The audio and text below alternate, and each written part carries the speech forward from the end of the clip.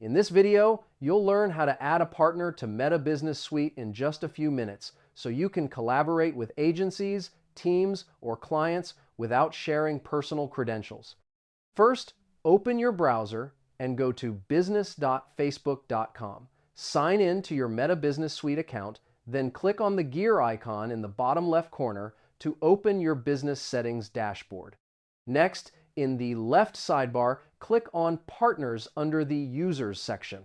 This is where you can manage all the partners connected to your business suite, including agencies, freelancers, or external collaborators on your team. Now, click the blue Add button.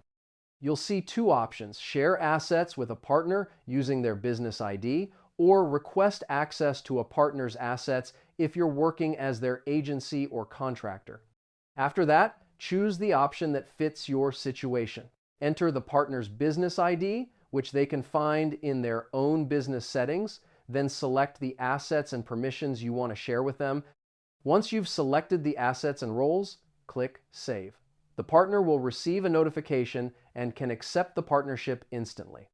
From now on, you'll both manage shared assets without exposing personal account access. And that's it. Your partner is now added to Meta Business Suite, and you can collaborate professionally and securely.